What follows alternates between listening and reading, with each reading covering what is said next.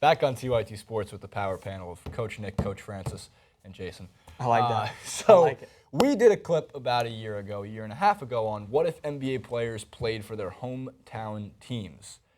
So once again, I get to introduce this clip, give you the preemptive reasoning for why these players are on their hometown teams. You won't watch that portion of the clip, and you go in the comment section and say Steph Curry was born in Akron, Ohio. However, yes, you are correct. He was born in the same hospital as LeBron James. 100% right. Was not his hometown. He grew up in Charlotte. Therefore, he's playing for the Hornets in this list too. And you guys are all going to lose your mind. And it doesn't, because I said this, they're all going to go in the comment section and go, did you guys know that Steph Curry was born in Akron, Yeah, Ohio? you're just asking him. Same with Melo. Melo was born in Brooklyn. Melo loves New York. Melo grew up in D.C. Yeah. That's where he spent his youth. Michael Jordan was born in Brooklyn, too. And why aren't the Knicks good then? All right, so we're going to start with none of those listed places, because I guess element number four is the Milwaukee Bucks going up north. Not too far off for your alma mater as well. Another Badger in the building, which is a good thing. So we'll move through these quickly. This is one of the not as interesting teams, but the starting lineup includes Devin Harris, Wesley Matthews, Caron Butler, Sam Decker, and Carol Landry. We continue. By the way, all from the Sportster.com. So thank you to the Sportster for putting this together for us. We continue. The Knicks with my What team? most eligible bachelor of 2016, Joakim Noah. Includes Kemba Walker, Danny Green, Tobias Harris, Joakim Noah, Michael Jordan, and Andre Drummond. I love this team. Would you take this team over your current roster? Absolutely, especially if they added Michael Jordan to that list. I think Danny Green, when he's on as a sharpshooter, is fantastic. And we'll go two more, and then we'll recap what we just saw. So the Sixers, of course, are an interesting one, and one of the more stacked teams because your backcourt consists of Kyle Lowry and Kobe Bryant.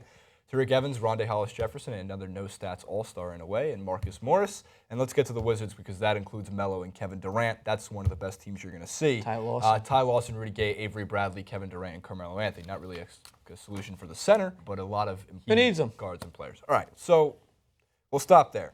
The Bucks, sorry guys, not enough there. Devin Harris, just the quick opinions. But the Sixers and the Wizards, right? Even maybe the Knicks, but Kevin Durant and Carmelo Anthony, could they play together? Would that work?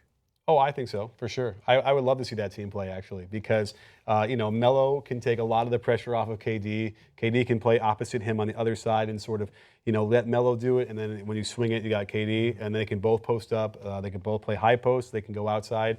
That, to me, is the most dominating lineup I'd seen. And, again, no center. KD will have to play center. Maybe we'll go to McDonald's a couple times and bulk up a little bit. Yeah. Yeah. And then he's there. So that, without question, in my mind, the Washington franchise would definitely be I think up there. the Bullets fans would be really happy.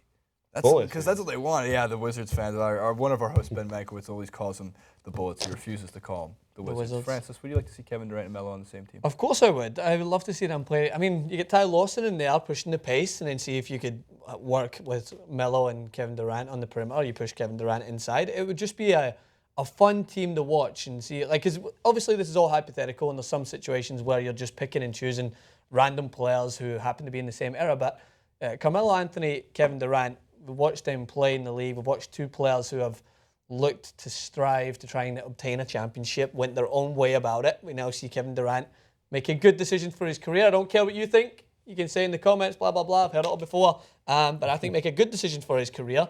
So it's fun to play with the ideas. Would they be able to deliver it if they were both in the same team? I mean, from the beyond the arc, they would be frightening. It would be hard to defend against. But how would they adjust to not having a center? Like, how would they adjust to playing in the paint? Would it matter, or would it just be a high-scoring team who are just able to drain it for three or have mid-range jumpers that are unstoppable?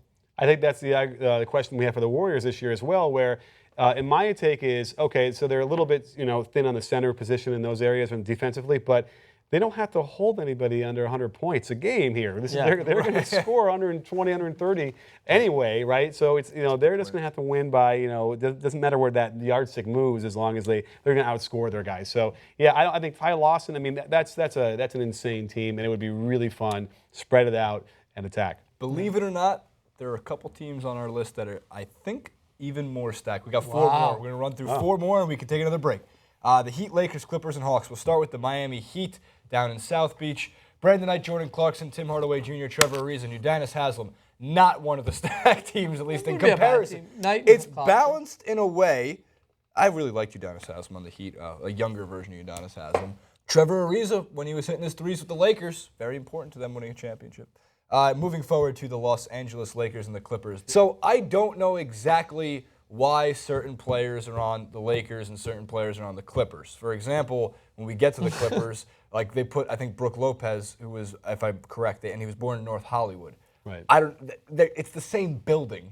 So here's what I do know. DeMar DeRozan is a Lakers fan. And Paul George, I believe, grew up a Lakers fan. So maybe that had something to do with it. But this team is not messing around either. Aaron Aflalo, DeMar DeRozan, Paul George, Robin Lopez, and if you had a younger Tyson Chandler, that's another team that can compete with the other hometown teams that are stacked. And the Clippers, we can stop at the Clippers actually and discuss because I think the Clippers have a really, really good team. Drew Holiday, Klay Thompson, James Harden, Kawhi Leonard, and Brook Lopez. Now, we've seen the Wizards. We think through the first four we went through, that's one of the most stacked. Have the Clippers or Lakers pushed the Wizards already out of our minds?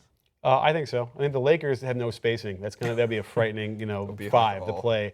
But that Clippers team, now you're talking. Even though you got Harden on there, who's defensively challenged, when you put a guy like Kawhi Leonard next to him, that really, really helps. And then one of the Lopez brothers, that's going to really help him. So that team, the Clippers team, I think Let's not forget about this other player, Klay Thompson. Oh yeah. Not bad. Wanted to splash.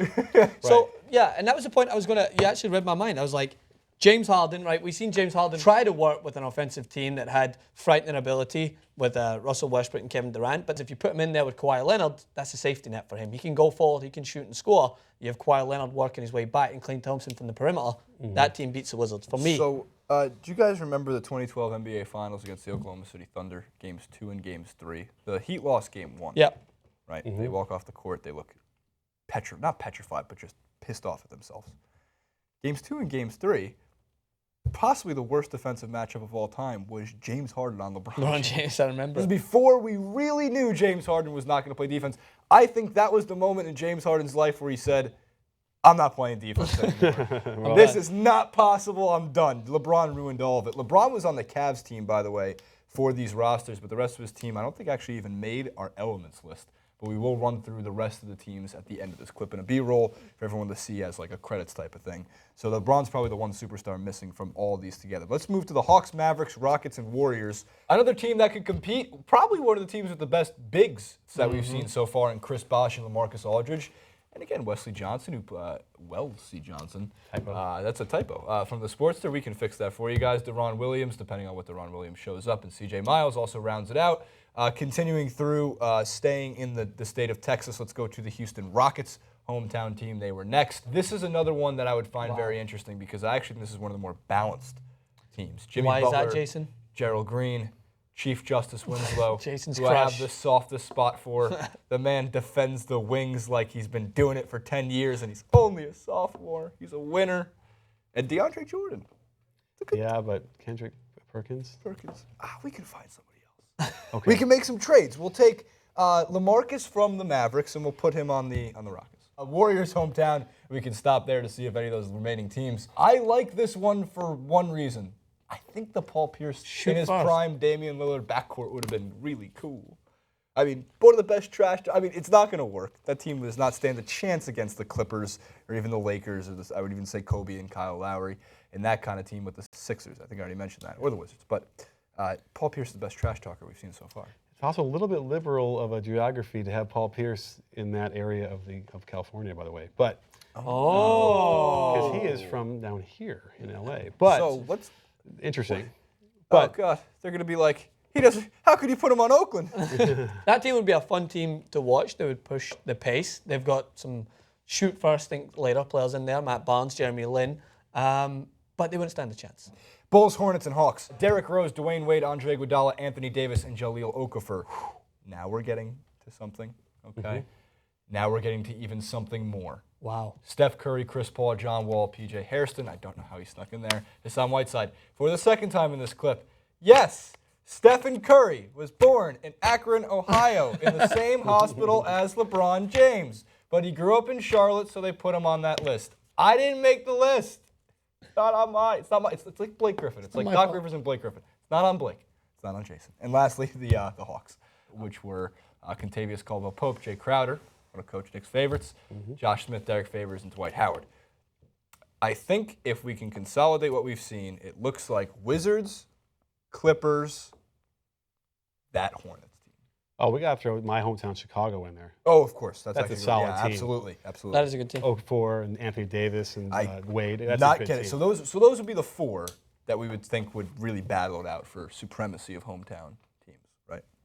Unless you put Steph Curry on Cleveland. And then Steph, LeBron, and whoever else makes it up. Yeah. So who have we got? I've got the Clippers. I think the Clippers still win it. I'm going to take that Hornets team. I think you're going to take your Chicago Bulls. I'll do Chicago, absolutely. Comment below, guys. Like, favorite, subscribe to the video. Make sure you head over to Coach Nick's channel, BBallBreakdown. It's the same on Twitter. All links in the description box below. Give him a subscribe, give him a favorite, give him a thumbs up for his videos. Check out 2 I watched recently, of course, the Kevin Durant, how he fits into the Golden State Warriors. That's the one on everybody's mind. And also a very fun interview with Aaron Gordon, who looked cut at Venice Summer League, or the Beach League, whatever you want to call it there. And, of course, one of the best dunkers in the NBA. I would do anything.